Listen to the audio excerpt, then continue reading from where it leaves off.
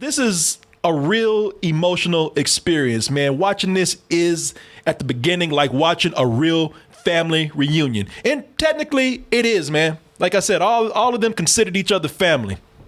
They saw each other for 6 years. And see, that's relatable right there, man, because we've all had that moment where we've gotten to a family reunion or there was a funeral and we didn't see people for a while. Funerals a lot for a lot of those occasions. Weddings. Yeah. We'll throw class reunions in there too. Some kind of special thing happened where you said you're going to call somebody and you didn't call them for a long time. But when you saw them, you picked right up where you left off and everything was emotional. But that's relatable right there, man. And that you can tell that is definitely what the cast is feeling, man. I don't think that they're doing this for the camera. I think that this is really authentic, them thinking back to all the times that they had on this show and all the time that's passed and they really didn't see each other all that much. If this isn't sincere, this is a cast of the greatest actors of all time. They sure are, man, and we know they all ain't. Right. No, I'm but yeah, no, it totally had that feeling of whatever gathering you're talking about, of people who are our family coming back together to go over it.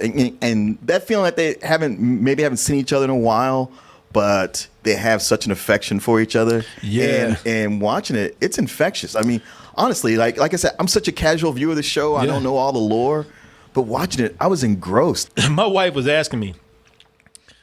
She asked me, because I was laughing. And she said, you having a good time out here? What are you doing? And she's like, you really love the Fresh Prince, don't you? And I was like, to be honest with you, I didn't watch the show all that much. I watched it, but I didn't watch it like crazy, like kids coming up. But I said, and I had to I was outside on the porch watching this. It was nice sun and everything, and I was enjoying myself. And then there were moments where them tears start coming. My God! I had to take my ass in the house when they start. Yeah. I don't know. We might be talking about the same thing because I was going to ask you if you got there with me, man. Holy shit, did I get there? Man. And I thought, I was like, yeah, okay, I'm just enjoying this. This is fun.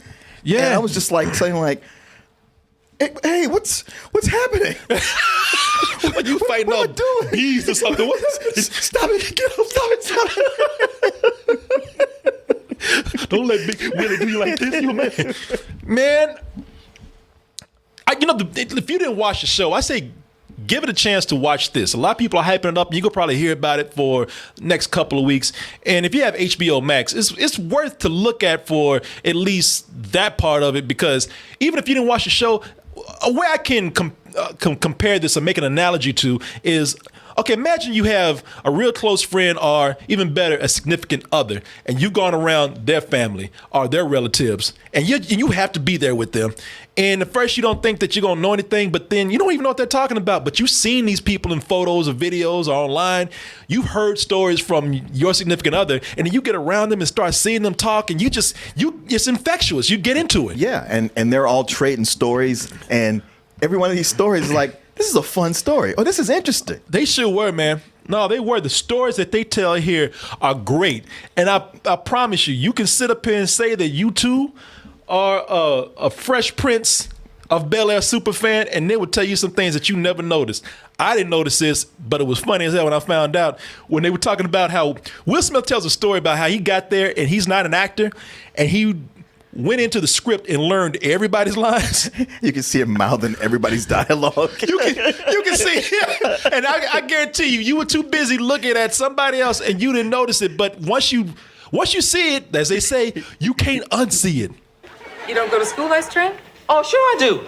Now, people, do not look at young Don Cheadle. I know that you're drawn to that. Uh-huh. Do not look at young Don Cheadle. I'm going to rewind a little bit. Look at Will Smith's mouth this whole time. Oh, sure I do. I've been held back in the 10th grade 3 times in a row. When I find a grade I like, I stick with it. It's like a ventriloquist act. I know. It's like he's throwing his voice and making Don Cheadle talk. People in chat talking about, oh, shit. All these years, I've never seen that. Yeah, see, my motto is, when I find at this point, I want Don Cheadle to sit on his lap while he has his hand behind his back. James Avery, man. Now here, Martin, this is where we're going to talk. People, if you choose to watch this, I don't care if you've seen the show or you haven't. Brace yourself. I did not expect, because I had heard about Uncle Phil's death and I watched the show casual like you did, but man, when they got together and started talking about this, I was like, oh Lord. When they start talking about him, not about his death, just like a tribute of like what he brought to them, how much he elevated them as people. Yeah. Oh man, my waterworks started. It caught me off guard, and it just did not stop because they just were talking about what he did for them, and then went into like talking about him being gone and everything. And I was like, God damn, I know. I feel like I'm never going to stop crying over this. And there's those men. They have a moment.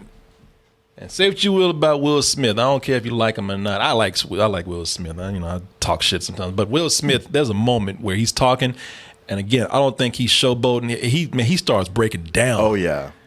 And I broke down with him. Yeah. That's when I was outside. I had to take my ass in the house and run past my wife so she wouldn't see me crying at because I go upstairs.